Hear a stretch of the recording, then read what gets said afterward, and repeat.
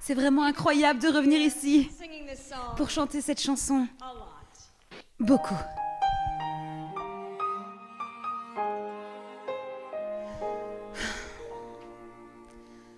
Well, Rebecca, you've done it now. Oui, vous la connaissez. Come has come to tap you on the shoulder.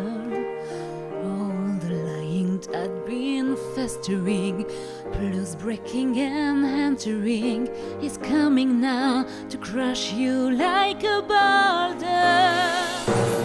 I need everything, you stupid bitch.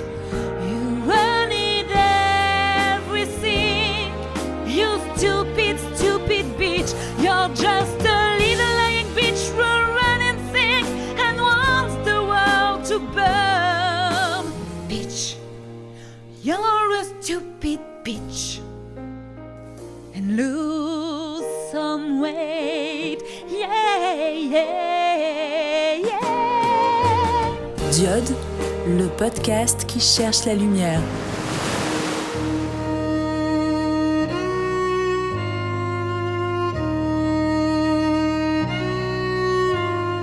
Bonjour à tous, bienvenue dans le 6e épisode de Diode. Eh oui, ça y est, c'est déjà le 6e épisode.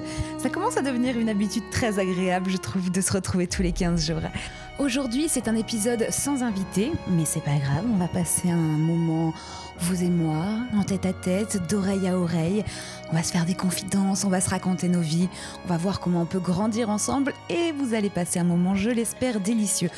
Pour ma part, j'ai passé un moment incroyable à l'enregistrement de ce podcast parce que je me suis posée dans la nature, je me suis posée en bord de Seine. C'est un endroit qui m'inspire énormément.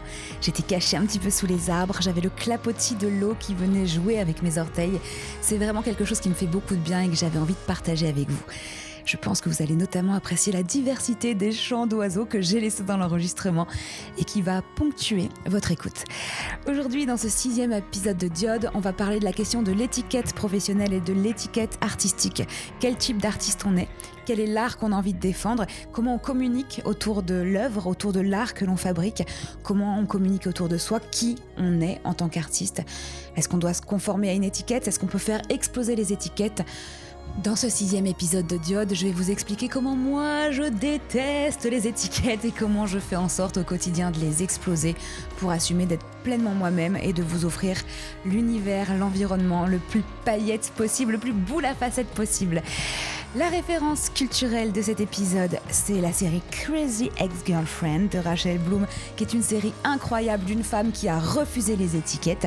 Et du coup, la chanson d'entrée, c'est aussi une chanson de la série Crazy Ex-Girlfriend. Une histoire de fille qui fait des bêtises, je pense que vous aurez très bien saisi la traduction vous-même et je vous mets toutes les références dans le descriptif du podcast. Je vous souhaite un épisode nature, je vous souhaite un épisode peinture, je vous souhaite un épisode culture, je vous souhaite beaucoup de plaisir à cette écoute. Prenez place, laissez tremper les oreilles et les orteils. 3, 2, 1, vous êtes prêts ? Bienvenue dans Diode ! Un lieu de lumière, de beauté et de musique. C'est Diode, le podcast qui cherche la lumière.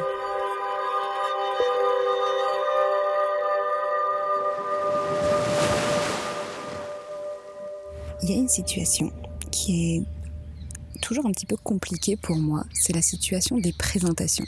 Quand vous rencontrez des futurs amis, quand vous rencontrez des futurs camarades, des futurs collègues, il y a toujours un moment par lequel on doit se présenter et souvent ça passe par la mise d'une étiquette. C'est un moment qui est toujours compliqué pour moi parce que je ne sais jamais vraiment quelle étiquette choisir. J'essaye toujours de choisir une étiquette en fonction de la personne que j'ai en face de moi pour créer une connivence, pour créer un lien, pour créer un sujet de discussion. Mais souvent je suis très frustrée à l'idée de mettre une seule étiquette. Et je sais aussi que quand j'en donne plusieurs, ça peut être trop d'informations pour l'interlocuteur qui est en face ou ça peut être source de jugement.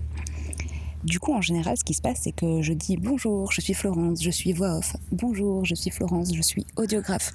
Bonjour, je suis Florence, je suis chanteuse. » J'essaye d'adapter mon étiquette à la personne que j'ai en face de moi.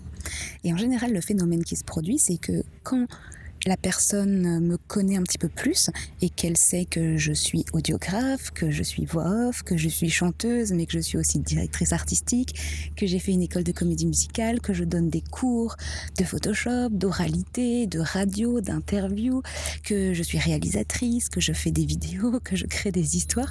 En général, il y a un moment de « mais comment est-ce que tu fais tout ça ?» Et là, l'étiquette vole complètement en éclats et je vois dans les yeux de mes interlocuteurs une espèce de, pas de détresse, mais de questionnement très important de « mais comment c'est possible ? Mais qui es-tu ? Comment est-ce que tu te définis ?» Cette question de l'étiquette, elle a toujours été prédominante dans mes activités professionnelles. J'ai toujours eu beaucoup de mal à me définir et surtout, j'ai toujours eu beaucoup de mal à communiquer autour de mes projets. Et ça perd les gens. Et les community managers avec qui j'ai pu travailler m'ont toujours dit « il faut que tu choisisses, c'est trop compliqué de faire les deux, ou il faut que tu mettes des codes dans la façon dont tu communiques pour montrer que là c'est tel secteur, là c'est tel secteur, là il faut que tu mettes, que tu fasses un autre compte, que tu parles autrement, que tu n'en parles pas au même public, que tu différencies les choses. » Et c'est quelque chose avec lequel j'ai toujours été en profond désaccord. J'ai essayé de me mettre dans le moule, j'ai essayé de faire plusieurs comptes sur mes réseaux sociaux, j'ai essayé de différencier avec des codes graphiques ou des codes sonores mes différentes publications. Et à chaque fois, j'étais frustrée. Je passais des heures et des heures et des heures à me questionner, à me demander comment faire, sans avoir de résultats vraiment probants in fine. Parce que c'est pas totalement moi, et puis parce que c'est dans l'attente de plaire à, et pas dans le désir de partager qui je suis. Donc c'est vraiment un questionnement dans ma vie professionnelle qui a été central et qui est revenu ces derniers temps parce que je me suis dit comme ça, bêtement un jour, après plusieurs épisodes de Diode où je vous raconte à quel point j'ai envie de réaliser cet album et de le chanter, et ben je me dis comme ça, et ben j'ai plus tant que ça envie d'être chanteuse en fait.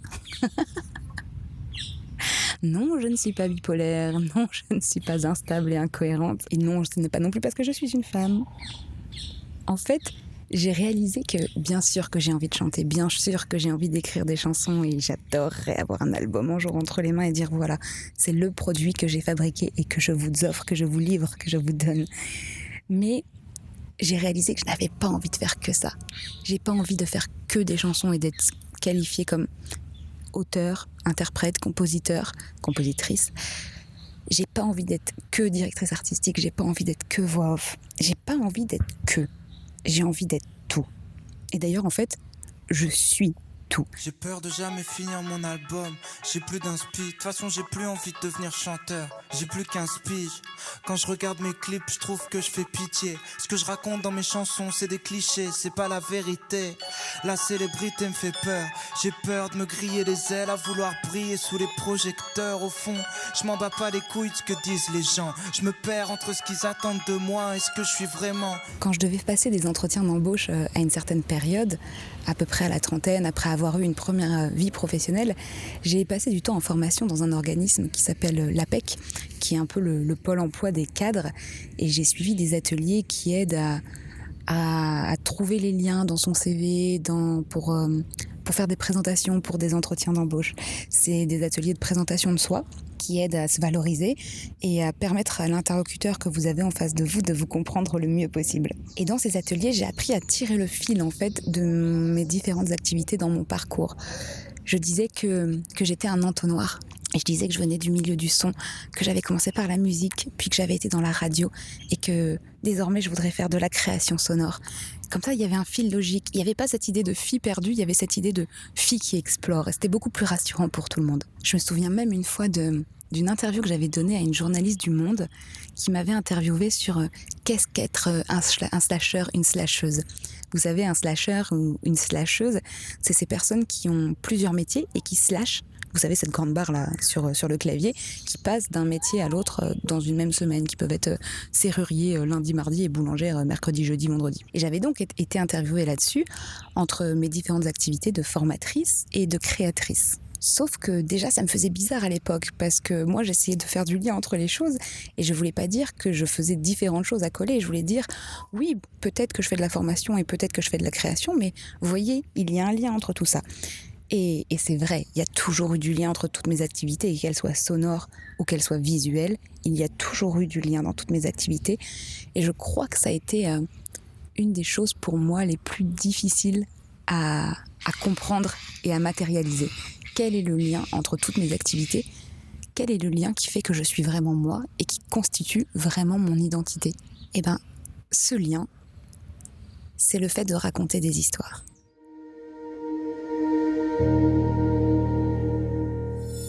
Diode. Et je m'en suis vraiment rendu compte en commençant à faire ce podcast. Je me suis rendu compte que j'aimais mettre en histoire les informations que je voulais vous partager.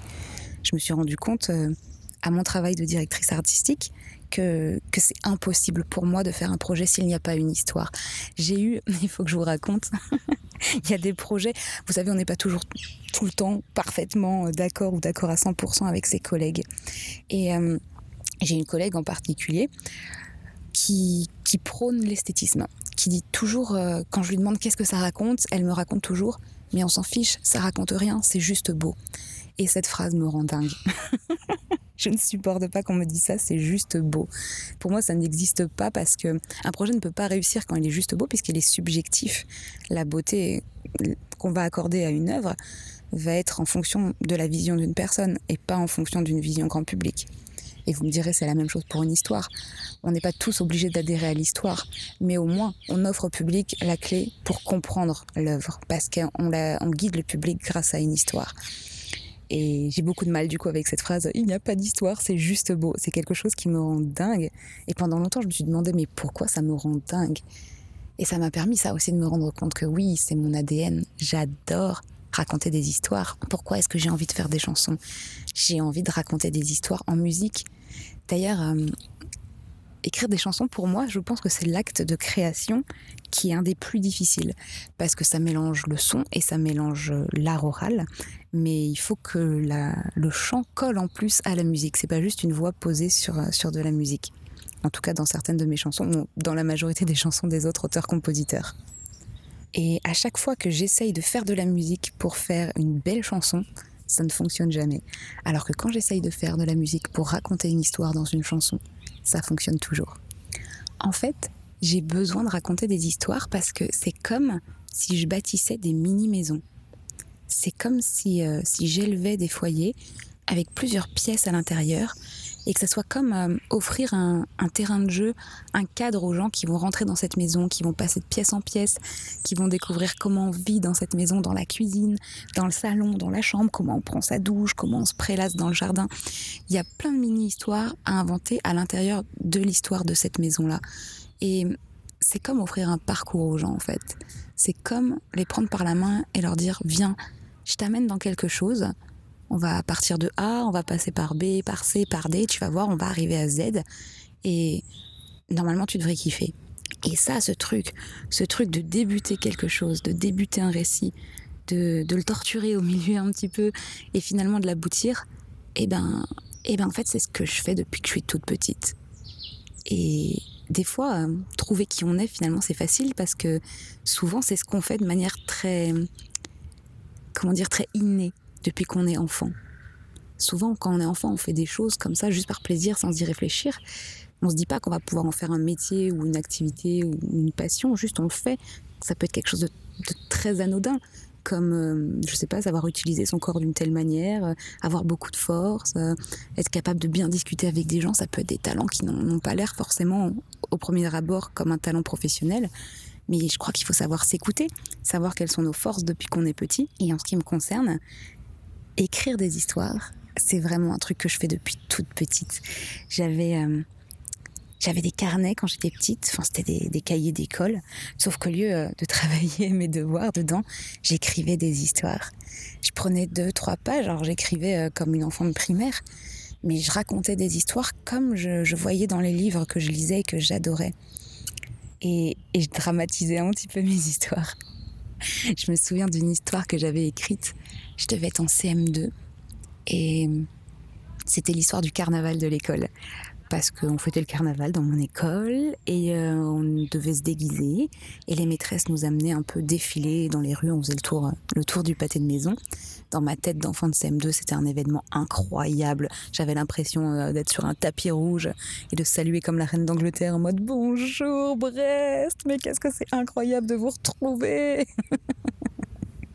J'adorais cet événement, j'adorais. Et l'année où j'étais en CM2, il y a eu incendie, et je mets bien des guillemets là-dessus, dans l'école pendant qu'on était partis en défilé. En fait, ce qui s'est passé, c'est qu'on est parti défiler. Quand on est revenu, on est rentré dans la cour de l'école et il y avait une passerelle en fait au-dessus de la cour de l'école et on a tous vu la directrice courir sur cette passerelle, arracher son foulard dans un geste dramatique absolu digne des plus grands films hollywoodiens et le jeter par terre à la maîtresse qui était en bas, en contrebas dans la cour de récréation pour se diriger vers l'endroit des appartements de fonction où un incendie aurait apparemment été déclaré. Donc on voyait effectivement de la fumée sortir et on nous a demandé de nous mettre contre un mur pour laisser passer les pompiers qui allaient venir arroser. Dans ma tête d'enfant de CM2, c'était impressionnant. Alors qu'en vérité, quand j'ai lu le journal le lendemain, j'ai vu que c'était un petit incendie pas très important, que les pompiers avaient maîtrisé très facilement. Mais moi, dans ma tête, c'était tout un événement. Et la façon dont je l'ai raconté dans ce fameux cahier, j'ai raconté tous les détails. J'ai raconté comment j'étais habillée, que j'avais eu le droit de me maquiller parce que c'était un jour de fête, que ça sentait les crêpes parce qu'on avait fait des crêpes à midi pour fêter ça parce que c'était pas très loin de la Chandeleur, qu'on s'était baladé dans la rue, que les gens nous avaient regardés de telle manière, que ma copine Fanny m'avait dit ça, que ma copine Nathalie m'avait dit ça, que mon amoureux de l'époque, Julien, m'avait fait un compliment sur mon super costume d'extraterrestre. J'avais raconté absolument tous les détails et j'avais déroulé comme ça les nœuds dramatiques de cette balade pour arriver jusqu'à l'incendie et jusqu'à créer une morale de l'histoire qui était dans ma tête d'enfant de 12 ans que le temps est très précieux et que tout peut s'arrêter à tout moment, qu'un incendie peut se déclarer n'importe quand et que finalement il faut profiter de la vie et que j'étais bien contente d'avoir profité du carnaval. Il faudrait que je vous retrouve ce carnet, il doit être chez ma mère. Il faudrait que je vous le retrouve pour pouvoir vous lire un passage de cette histoire. Mais tout ça pour vous dire que déjà, à 12 ans, et même avant, j'écrivais des histoires, je faisais des thèses, antithèses, synthèses, je développais, et j'adorais ça. C'était vraiment moi, j'adorais ça. Vous voulez que je vous raconte la fin de l'histoire ? Oui, s'il vous plaît, monsieur. Eh ben, en fait, ce matin, j'ai eu un accident de petit-déj. Et je me suis coincé en fait le chocopop dans le nez. Vous êtes à mourir de rire, monsieur Rénal, à mourir de rire.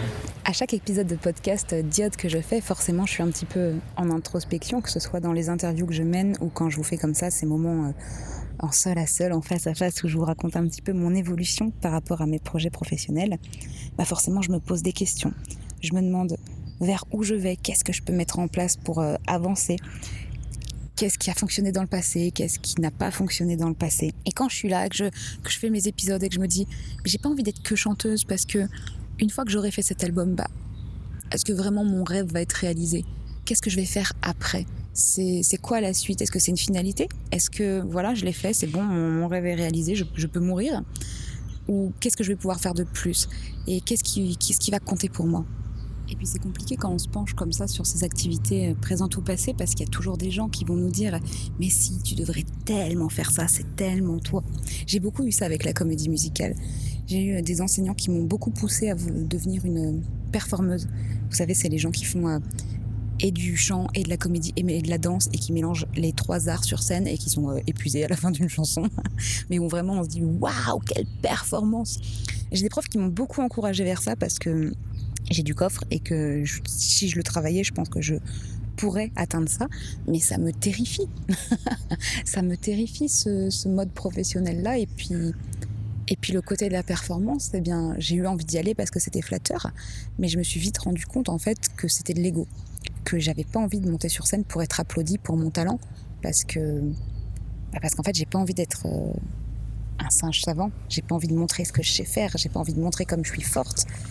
J'ai envie d'embarquer les gens dans des histoires. Et au moment où je vous dis ça, il y a un bateau qui vient de finir de passer dans la rivière en face de moi et il y a des petites vagues d'eau qui sont venues s'échouer à mes pieds et ça a résonné très fort. Du coup, c'était super joli d'entendre « je n'ai pas envie d'être que ça » en même temps que les vagues qui venaient vers moi. C'est quand même un bon signe pour un podcast qui s'appelle Diode. C'est Diode, le podcast qui cherche la lumière.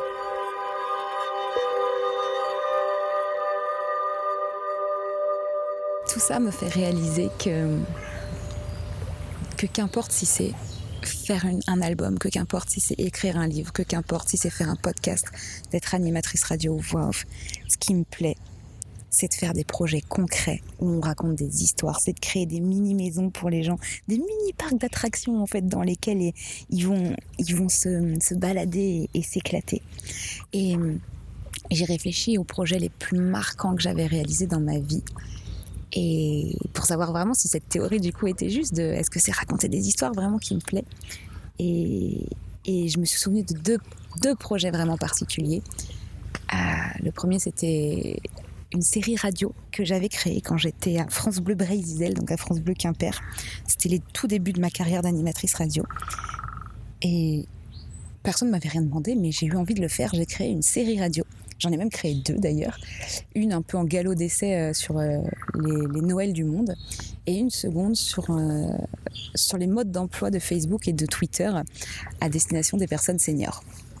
J'avais fait une 40aine d'épisodes qui sont certainement trouvables encore sur Internet. Facebook, Twitter, Facebook, le réseau, ma radio. Je passe mon temps à écrire des titres. Ou des photos de moments que je trouve jolis. Je mets pas plus que 140, c'est souvent pour mettre un petit truc. Après, les gens, ils lisent pas quand c'est trop long de toute façon. J'essaye d'écrire des tweets littéraires, d'autres essayent d'écrire des tweets politiques. Enfin, je veux dire, chacun fait ce qu'il veut. Ah, Bernard Pivot, il tient un des comptes les plus suivis sur Twitter parce qu'il utilise avec brio la contrainte des 140 signes. Regardez le théâtre classique, il y avait les contraintes des 3 unités, le temps, le lieu d'action, il y avait les alexandrins, rime féminine, rime masculine, parce que c'est un exercice de style. Il s'agit de faire court, de faire économique, de faire rapide et d'exprimer quand même avec clarté et non sans humour, tant qu'à faire, et d'exprimer ce que l'on sent. C'est vrai, hein. Et si on considère Twitter comme de la littérature, eh bien sa contrainte à lui, c'est que ça force aussi à synthétiser ce qu'on veut dire. C'est pour cela qu'il faut plus considérer un tweet comme un titre de presse. C'est-à-dire qu'on va chercher à accrocher à travers le titre de 140 titres, donc quelque chose d'impactant. Mais bon, si c'est vraiment trop difficile, il y a quand même des astuces. Mais après, on voit aussi qu'il y en a qui vont écrire 10 messages l'un après l'autre. Donc, avec le lien, avec un lien qui t'amène vers un contenu. Je fais des toutes petites phrases où j'enlève des mots, où j'enlève des verbes. Mais bon, attention au français quand même. Et puis, 140 caractères, d'accord, c'est une contrainte, mais on peut aussi trouver de la liberté sur Twitter. Il y a une liberté totale dans les sujets sur lesquels on peut s'exprimer. Et au pire, il existe des logiciels sur Internet pour écrire des tweets plus longs. Mais je vous ai rien dit. Bleu Réseau.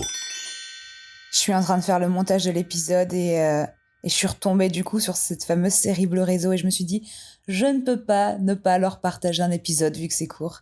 Leur partager un épisode de cette série Bleu Réseau. Donc voilà, petite parenthèse dans l'épisode du podcast. Revenons à nos moutons. Revenons sur le fait de kiffer écrire des histoires.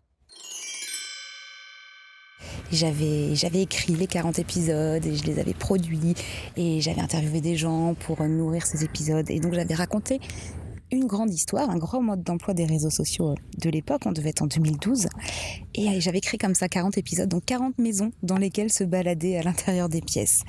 Et ça, c'est un truc, je me souviens, j'y avais travaillé, mais avec plaisir, délectation, et nuit et jour en fait. C'était pas « oh, il faut le faire, il faut le sortir, il faut que ça sorte de moi, c'est dur, j'ai pas envie ». Je me souviens, j'avais la clé du bureau qui donnait sur la rade de Brest. J'y allais le samedi à 8h du matin, je passais la clé dans la serrure, je m'installais au bureau face à la mer et j'écrivais ma série et je faisais le montage de ma série et je faisais le mixage de ma série et j'étais comme une dingue. Je sortais manger à midi sur le port et j'étais genre « ah, c'est trop bien, ça va être trop excitant, le résultat il est trop génial ». Je voyais les choses avancer, je voyais l'histoire qui se construisait et j'adorais ça. C'était un plaisir démentiel. Et la deuxième fois que j'ai retrouvé ça, c'était aussi en radio. C'était quand j'étais à Move, donc en national à Radio France à Paris.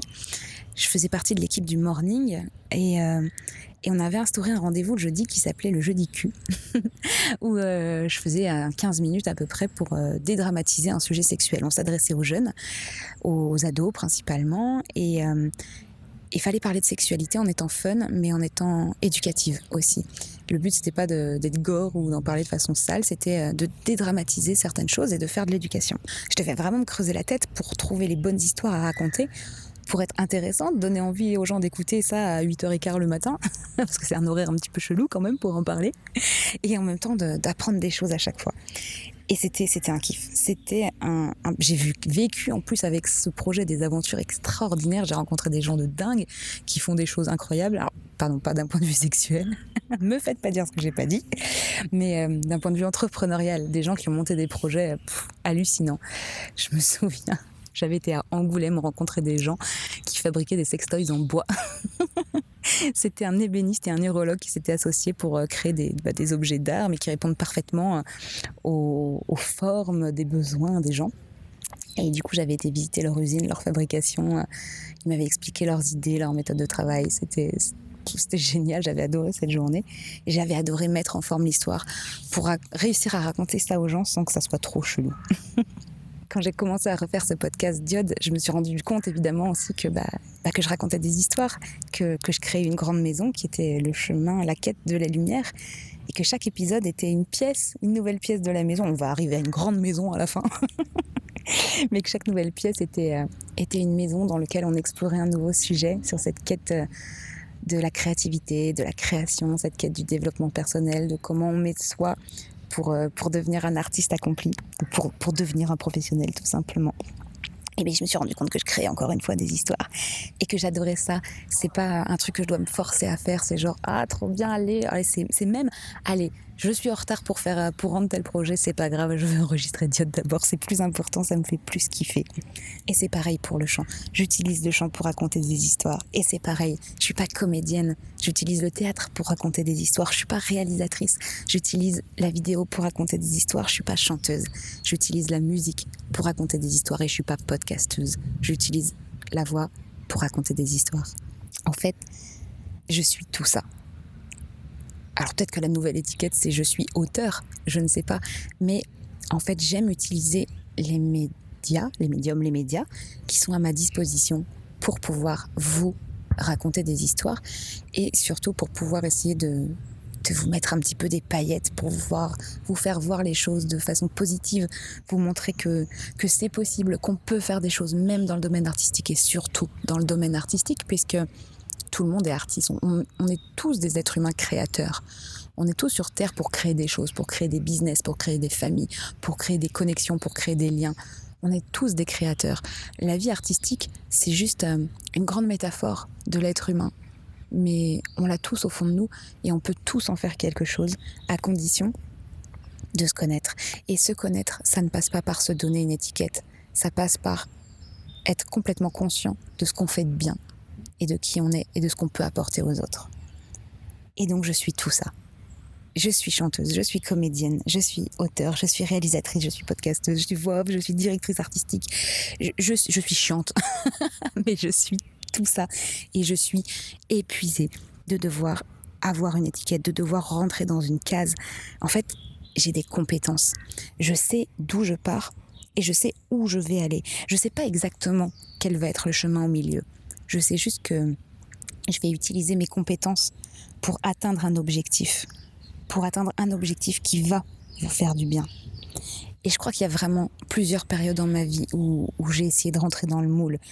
C'est un peu le gros point de développement personnel qu'on peut aborder dans cet épisode. C'est ne faites pas plaisir aux gens. Ne faites pas des choses parce que vous pensez qu'on attend ça de vous. Faites des choses qui vous font kiffer parce que si ça vous fait kiffer, ça sera toujours facile. Correspondre aux attentes des autres, c'est une des choses les plus difficiles. Les personnes qui voudraient que je sois ça, que je sois ça, que je sois ça, grand bien leur face. Mais en fait, moi, je vais juste faire ce qui me fait kiffer. Je vais même pas réfléchir à qui je suis.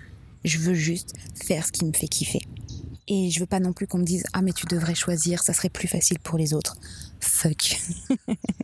Je changerai ma communication en fonction de mes interlocuteurs.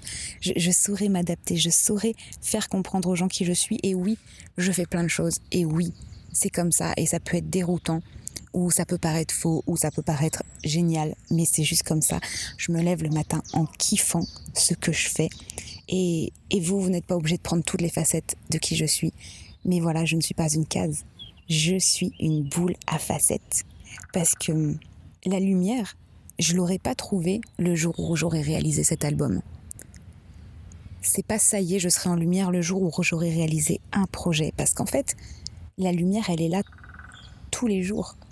elle se reflète en fait dans chaque facette de qui je suis. Je peux très très très bien refléter la lumière en étant voix off, en étant directrice artistique ou en étant prof. Je peux refléter de la lumière avec toutes les facettes de qui je suis et qui correspond à ma personnalité. Alors oui, peut-être que si on doit mettre une étiquette, on n'a qu'à dire ça. Allez, je suis une boule à facettes. Be a disco ball, les amis. Reflétez la lumière de toutes les façons que vous pouvez. Soyez un kaléidoscope. Prenez la lumière, faites-en de la réflexion. Projetez-la autour de vous. Allumez les pièces dans n'importe quelle direction. Soyez un multiple soleil qui se répand partout autour de vous. Mais n'attendez pas qu'un type de lumière vous éclaire pour avoir l'impression d'être heureux. Prenez la lumière et reflétez-la au maximum que vous pouvez le refléter. Soyez une boule à facettes. Assumez d'être qui vous êtes avec vos particularités, avec vos petites aspérités. On adore les gens qui ont plein de petites choses comme ça qui sont pas forcément lisses là. En fait, c'est chiant, les gens lisses, les gens qui correspondent parfaitement à des cadres, c'est inintéressant. On est tous là en train de regarder sur YouTube ou à la télé les gens qui ont eu des aventures extraordinaires, les gens qui se sont relevés de grandes difficultés, les gens qui ont eu des grosses blessures et qui ne s'en relèvent pas ou qui s'en relèvent. Mais on adore ça. On adore les gens avec les aspérités, des gens qui sont des humains et qui assument d'être des humains avec leurs originalités, avec leur parcours de vie. On est tous en fait des disco balls, on est tous des poules à facettes. Et c'est ça qui rend la vie si charmante et si incroyable. Alors oui, je suis une boule à facettes et j'ai plusieurs compétences qui vont me permettre de refléter la lumière. Et j'ai un grand projet qui arrive très bientôt et dans lequel il y aura plusieurs de ces compétences et qui va me permettre de sortir l'album que je vais vous sortir. Et je ne veux pas trop vous en dire pour l'instant, mais ça va être incroyable. Et il y a une personne qui m'a inspiré ça. Et ça va être la référence culturelle de cet épisode. Parce que c'est pas du tout une personne que je connais dans la vraie vie. C'est une femme, c'est une américaine qui s'appelle Rachel Bloom. Peut-être que vous connaissez. C'est la réalisatrice d'une série que vous pouvez regarder sur Netflix qui s'appelle Crazy Ex-Girlfriend. C'est une série que j'ai commencé à regarder parce que ça parle de comédie musicale. En fait, le personnage principal, Rebecca, voit sa vie comme une comédie musicale. Et du coup, il y a des chansons de comédie musicale de façon un peu ironique à l'intérieur. C'est un petit peu des caricatures des vraies comédies musicales. Et alors, c'est une série qui aborde plusieurs points essentiels, dont notamment le sujet de la santé mentale. Mais ça, voilà, ça c'est l'histoire. Et Rachel Bloom, la réalisatrice de cette série, joue le rôle de Rebecca, le personnage principal qui se pose plein de questions justement sur son identité. Et je vous spoile pas à la fin, mais voilà, elle voit sa vie comme une comédie musicale et elle va aller chercher son identité, elle va aller en quête de qui elle est et ce qu'elle peut faire de sa vie pour projeter de la lumière sur les autres. Et dans la vraie vie, cette fille, Rachel Bloom, elle est auteure parce qu'elle a écrit cette série. Elle est chanteuse parce qu'elle chante dans la série et elle chante super bien. Elle est comédienne parce qu'elle joue et elle joue super bien. Elle est super marrante. Elle vient d'écrire des livres. Ça me fait penser aussi à Léna Situation qui est un peu comme ça, qui a 20 ans à peine. Léna Mafouf, la youtubeuse influenceuse et qui écrit des livres et qui fait des vidéos et qui va à des conférences, qui anime des conférences, qui va en représentation dans des défilés de mode, qui écrit des choses. Enfin, pourquoi est-ce que la société veut toujours nous mettre dans des cases alors qu'on peut être des boules à facettes et rayonner dans tous les sens? Et ça, je l'ai vraiment compris avec Rachel Bloom. J'étais en train de regarder chez moi un épisode. Je vous donnerai la référence de l'épisode. Et il y a une chanson à l'intérieur qui s'appelle You're Stupid Bitch. Vraiment, qu'est-ce que t'es bête, ma fille, pour le dire de façon polie. C'est la chanson que j'ai chantée en début d'épisode. Et la fille, en fait, le personnage se retourne sur soi-même et fait mais pourquoi tu fais ça? Pourquoi tu fais ça? Alors dans la série, c'est par rapport à une histoire d'amour. Mais quand je l'ai entendue, cette chanson, ça a complètement résonné en moi. Je me suis dit mais pourquoi tu fais ça? Pourquoi tu veux te mettre dans une case? Pour plaire à qui? Pour faire quoi? Pour avancer comment? Arrête ça. Assume d'être une boule à facettes. Assume d'être tout ce que tu es et de kiffer la vie sous tous ses aspects et de croquer, de dévorer la vie à pleines dents et que ceux qui sont pas contents restent mourir chez eux dans leur maison où il y a une seule pièce. Moi, j'aurais une maison avec plein de pièces, une immense maison avec plein de pièces complètement atypiques. Et elle sera magnifique. Et quand je mourrai, je regarderai ma maison en me disant mais waouh, qu'est-ce qu'on a bien construit ça ensemble. Au bout d'un moment, la vie dans l'auberge s'est organisée. C'était surtout Wendy qui s'occupait du ménage. Merveilleux, ça. Peu importe l'épaisseur de poussière, tu peux toujours faire le ménage. Ça c'est bien vrai, mec. T'as tout dit. Comment tu t'appelles? C'est Diode, le podcast qui cherche la lumière.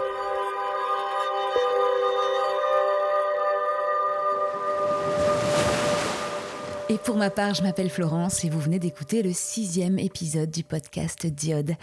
J'espère que vous avez passé un super moment, j'espère que vous avez appris des choses, que vous avez considéré ou reconsidéré des choses, que ça vous a ouvert des portes pour vos propres vies, pour vos propres carrières ou pour vos propres projets artistiques. J'espère également que vous avez passé un délicieux moment de relaxation qui vous a été offert par Diode, le podcast. On se retrouve désormais dans 15 jours. Ce sera normalement un épisode avec invité et ce sera normalement un épisode avec un invité très particulier. Quelqu'un qui a joué un rôle très important dans ma vie et que je me languis de vous présenter. Je croise les doigts pour que ce soit dans 15 jours. D'ici là, si vous avez aimé le podcast, n'hésitez pas à en parler autour de vous. C'est comme ça que le podcast va prendre de l'ampleur et pourra aider de plus en plus de gens.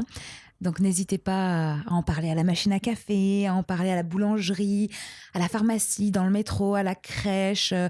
En boîte de nuit, c'est un petit peu plus compliqué, mais bon, vous faites comme vous le sentez, je vous fais confiance, mais n'hésitez pas. N'hésitez pas également à laisser un commentaire sur les plateformes de podcast pour encourager l'algorithme et surtout à mettre 5 étoiles si le podcast vous a plu. Et puis si le cœur vous en dit, n'hésitez pas à venir me parler sur les réseaux sociaux. Je suis trouvable, il y a tous mes comptes dans la description du podcast. Vous allez voir, on rigole bien. D'ici 15 jours qu'on se retrouve, je vous fais plein de gros bisous. Je vous souhaite je ne sais pas quoi, parce que je ne sais pas quand est-ce que vous écouterez ce podcast. Mais une chose est sûre, c'est que je vous le souhaite très très fort. Gros bisous, à dans 15 jours. Bisous, bisous, bisous, bisous, bisous, bisous. Look to the left, look to the right. Nothing can stop me in the night, like I'm leaving all the bad stuff. Eh ben ça c'est fait. And trying to